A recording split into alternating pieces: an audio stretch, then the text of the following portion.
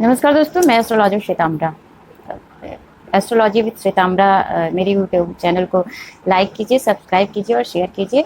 और ये पुरुषोत्तम काल चल रहा है, कोरोना काल भी चल रहा है, तो एक अच्छा समय मिला है आप लोगों को जाप जप करने के लिए, दान करने के लिए, यज्ञ करने के लिए और स्वयं से जुड़ने के लिए। तो मानव जब ईश्वर ने मनुष्य की रचना की तो हमें सबसे सर्वश्रेष्ठ प्राणी के रूप में बनाया है, तो क्यों ना हम लोग पुरुषार्थ, प्रेम, परोपकार, करुणा के साथ जीवन जिएं और लोगों की मदद करें। और मदद कुछ भी हो सकता है, आर्थिक, शारीरिक रूप से, मानसिक रूप से हम किसी की मदद कर रहे हैं तो वो मदद है।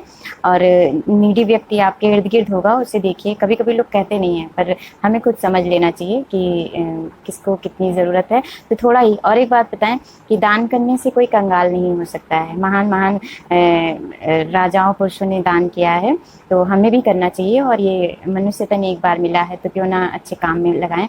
और अहम जो है कलुष सिद्ध विचारधाराएं हैं, तृष्णा है, लोगों के प्रति द्वेष है, इससे दूरी बनाए रखें। तो पुरुषोत्तम काल हमारे लिए अच्छा है।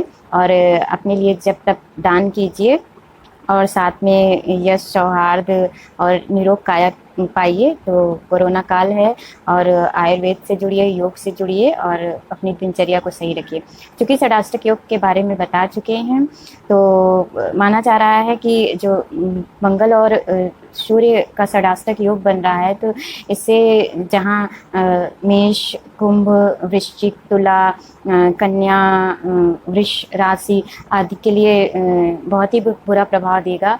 क्योंकि जहाँ सूर्य राजनीतिक उथल पुथल से लेकर वर्दीधारी सैनिक और प्रशासन या सत्ता शासन सिंहासन से जुड़े हुए लोग और पिता, बड़े भाई का कारक है, तो उनके साथ समस्याएं आ सकती हैं। तो इन राशियों से जुड़े व्यक्ति अगर इस क्षेत्र में कार्यरत हैं और उनको इससे संबंधित समस्याएं आएंगी।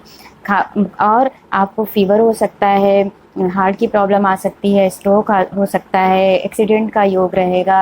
ये भी हो सकता है कि सडनली डिपार्टमेंट में चेकिंग हो जाए और कुछ दिक्कतें आ जाए। तो एक महीना ये कष्टकारी रहेगा। ये सिर्फ इन्हीं राशियों के लिए कष्टकारी नहीं रहेगा, बल्कि अगर आपको अपनी कुंडली पता है और मंगल और सूर्य की स्थिति के बारे में पता है और वो प्रभावशाली नहीं है, तो साथ में इन राशियों में बैठे हुए हैं या इस राशि के नक्षत्र में बैठे हुए हैं, तो भी आपको इस तरह के कष्ट मिलेंगे।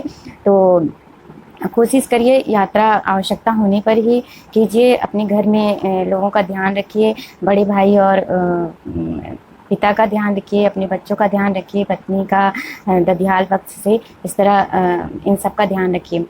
अगर देखा जाए कि इस महीने, एक महीने में आप इन राशियों को मजबूत करना चाहते हैं, इन ग्रहों को मजबूत करना चाहते हैं, तो क्या नहीं करना है। तो आप मंगलवार को लाल वस्त्र और लाल टीका अवॉइड करें, नंगे पाँव ना चलें।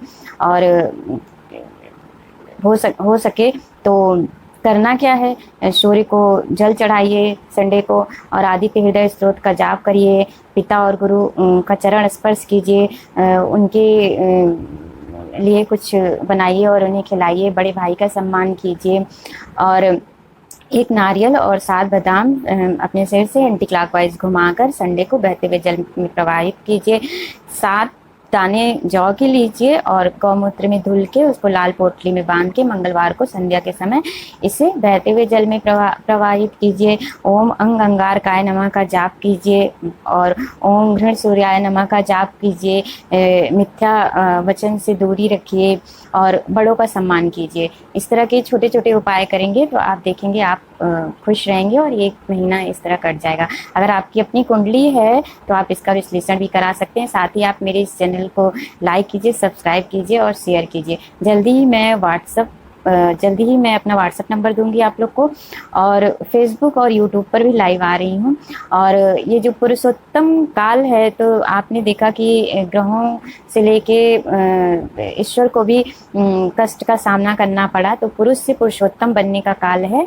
और अपने से जुड़िए और मिथ्या विचार और बातों से बचिए और सबके कल्याण के बारे में सोचिए।